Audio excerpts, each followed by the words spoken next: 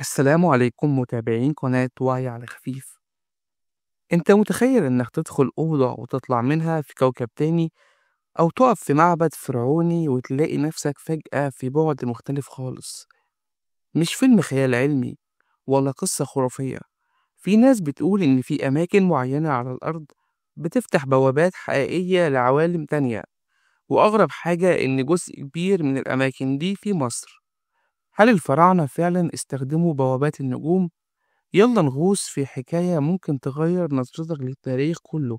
تخيل معايا كده إنك داخل معبد فرعوني قديم مليان نقوش غريبة وطاقة مش مفهومة، وفجأة يحصل حاجة زي ومضة نور، وتلاقي نفسك مش في نفس المكان ولا حتى على نفس الكوكب.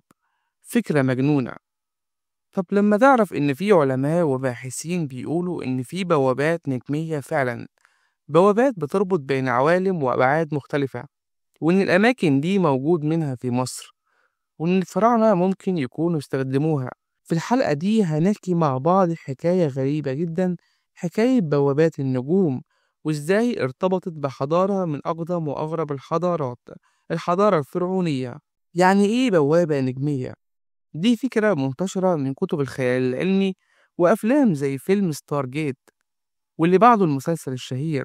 الفكرة ببساطة إن في أماكن على الأرض فيها طاقة غريبة، لما بتتفاعل بتفتح بوابة بتوصلك لمكان تاني، ممكن كوكب تاني أو بعد موازي.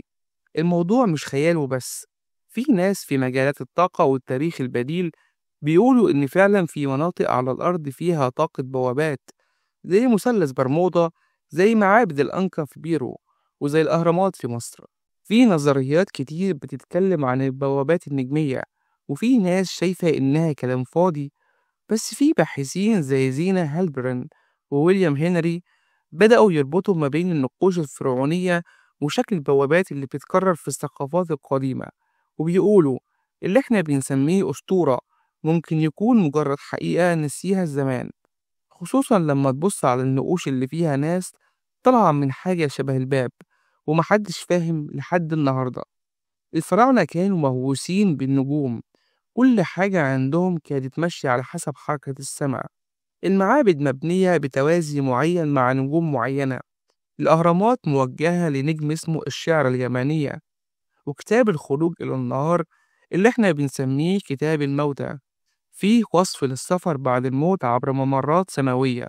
هل دي صدفة ولا دليل على إنهم كانوا فاهمين حاجة احنا لسه مش فاهمينها؟ كمان في إله اسمه سوبيدت عندهم بيرمز لنجم معين. في ناس بتقول إن الهرم الأكبر مش بس مقبرة، ده جهاز طاقة متكامل بيجمع وبيصدر ترددات، وفي ممرات ضيقة متوجهة مباشرة نحو نجوم معينة. معبد أبو سمبل، لما الشمس تدخل المعبد يومين بس في السنة وتضرب وش التمثال، ده حصل ليه؟ في ناس شايفة إن دي لحظة تفعيل أو فتح بوابة. معبد دندرة، فيه نقوش غريبة جدا، ناس شايلين حاجة شبه لمبة أو بوابة، وفي سقف مرسوم عليه خرايط سما بتوضح مواقع نجوم وكواكب غريبة جدا. في باحثة أمريكية قالت إن في حضارات قديمة كانت بتفتح بوابات تنقلهم لعوالم تانية. وفي عالم مصري اسمه أشرف صبري قال إن النقوش في معبد دندرة بتدل على وجود تكنولوجيا ضوئية أو نقل طاقة. وأشهر الكلام ده كله هو نظريات المؤامرة اللي بتقول إن جهات عالمية بتحاول تخفي المعلومات دي، وإنهم بيشتغلوا سرا في مناطق زي صحراء الجيزة عشان يفتحوا البوابات دي من جديد. هل في تواصل مع عوالم تانية؟ سواء كنت مؤمن بالكلام ده أو شايفه خيال، مين فينا ما بيسألش نفسه، هل إحنا لوحدنا في الكون؟ هل في كائنات أذكى مننا؟ هل ممكن أصلا السفر بين العوالم يحصل؟ مش بس بالخيال، في علماء في فيزياء الكم بيقولوا إن في أكوان متوازية، وإن في احتمالية لوجود نقاط التقاء زي الثقب الدودي أو بوابة طاقة. في النهاية أنا مش جاي أقولك إن الفراعنة كان عندهم تكنولوجيا فضائية ولا إنهم سافروا لكواكب تانية، بس اللي أقدر أقوله إنهم كانوا حضارة مختلفة فعلا، حضارة فيها ألغاز لسه محدش فعلا قدر يحلها، وحاجات فوق إدراكنا لحد النهاردة. بوابات النجوم يمكن تبقى رمز، ويمكن تبقى حقيقة. لو الحلقة عجبتك ما تنساش تعمل لايك وسبسكرايب، وفعل الجرس واكتبلي في الكومنتات. لو اتفتحت بوابة نجمية دلوقتي كنت تحب تروح فين؟